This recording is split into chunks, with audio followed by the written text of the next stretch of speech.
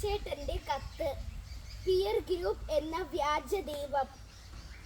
പ്രിയ DCL കൂട്ടുകാരെ, ആലുവായൽ അയൽപ്പക്കത്തുള്ള തന്റെ കൂട്ടുകാരിയുടെ വീട്ടിൽ നിന്ന് പുസ്തകം വാങ്ങാനാണ് 12 വയസ്സുകാരിയായ ആ മകൾ അമ്മയോട് ഫോണും വാങ്ങി രാത്രി 8:30 കഴിഞ്ഞപ്പോൾ ഒറ്റയ്ക്കു വീടിന് പുറത്തിറങ്ങിയത്.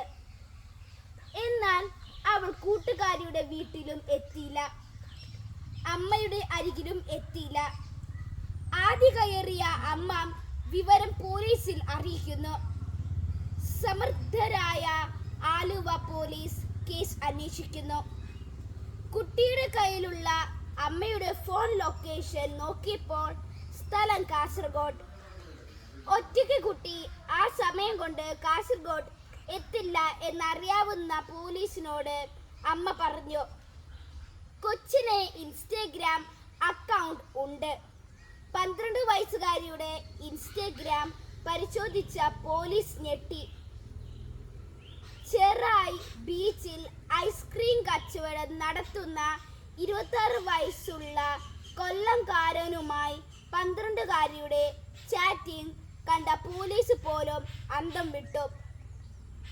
ജാഗ്രതയോടെ കുട്ടിയെ കണ്ടെത്താൻ ആലുവ പോലീസ് സ്വന്തം വാഹനത്തിൽ യാത്ര ആരംഭിച്ചു. ആലുവ, കാസർഗോഡ്, മംഗലാപുരം, ഗോവ വഴി മുംബൈയിലെ ധാരാവിയിൽ, അവിടെ നിന്നും ഡൽഹിയിലേക്ക് പോകും വഴി പൂനെ റെയിൽവേ സ്റ്റേഷനിൽ വെച്ച് കൊച്ചിനെയും ബസ്റ്റിയെയും പോലീസ് പൊക്കി.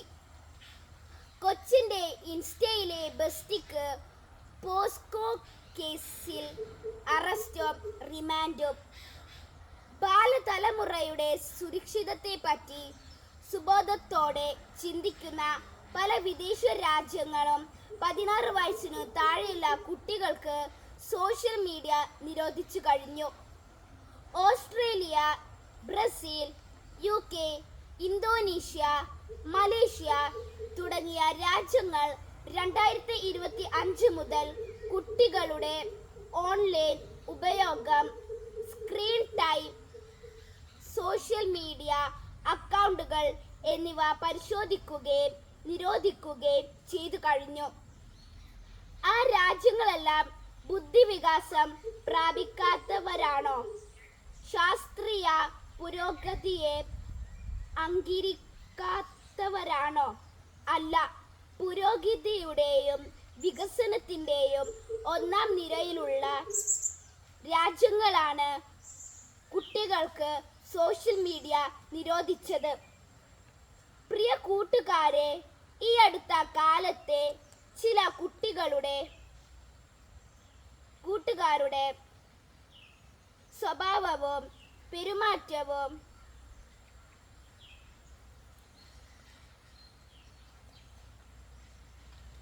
മാതാപിതാക്കളെയും മുതിർന്നവരെയും ഏറെ ആകുലചിത്തരാകുന്നുണ്ട്. ആരാണ് എൻ്റെ യഥാർത്ഥ കൂട്ടുകാർ എന്ന സത്യം വീട്ടിൽ പറയാത്ത കുട്ടികളുടെ എണ്ണം കൂടുകയാണ്. പല കുട്ടികൾക്കും അവരുടെ പെരുമാറ്റത്തെയും ശീലങ്ങളെയും തീരുമാനങ്ങളെയും സ്വാധീനിക്കുന്നത് അവരുടെ മാതാപിതാക്കളല്ല, മതബോധം പകരുന്ന ധാർമ്മികതയല്ല, പകരം അവരുടെ പിയർ ഗ്രൂപ്പാണ്. സമപ്രായകരായ കൂട്ടുകാരാണ് പല കുട്ടികളുടെയും ദൈവങ്ങൾ. മുമ്പ് മാതാപിതാക്കൾ പറയുന്നത് ദൈവം പറയുന്ന പോലെ മക്കൾ കേട്ടിരുന്നു. ഇന്നു പിയർ ഗ്രൂപ്പാണ് പലരുടെയും ദൈവം. സോഷ്യൽ മീഡിയയാണ് പലരുടെയും ദൈവം. ഇതുവരെ കാണാത്ത വെറും മോഹവാക്കുകൾ മാത്രം ഇൻസ്റ്റയിൽ കുറിക്കുന്ന അജ്ഞാതനായ സുഹൃത്താണ് ദൈവം.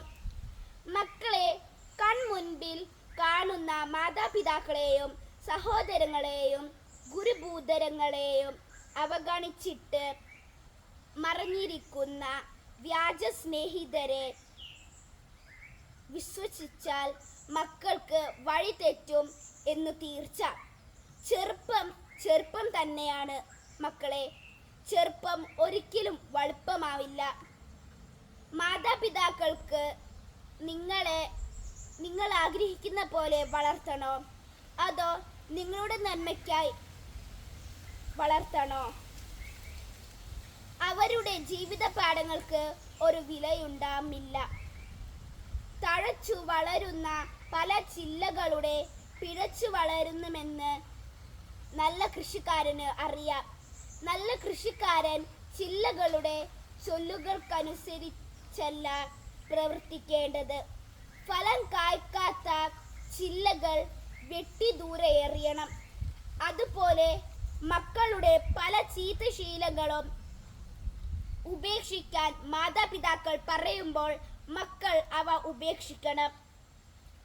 അല്ലാതെ പലപ്പോഴും പിയർ ഗ്രൂപ്പിന്റെ കയ്യടി നോക്കി കുടുംബത്തെ മറക്കുന്നവർ വ്യാജന്മാരുടെ പിന്നാലെ പോയി നിത്യമായി ചതിക്കുഴിയിൽ നിബിധിക്കും. കൂട്ടുകാർക്ക് ശരിയായ വഴിയിൽ വളരാനും കുടുംബത്തിന്റെ ഐശ്വര്യമാകാനും ഇടവരട്ടെ. സ്നേഹാശംസകളോടെ സ്വന്തം കൊച്ചേട്ടൻ.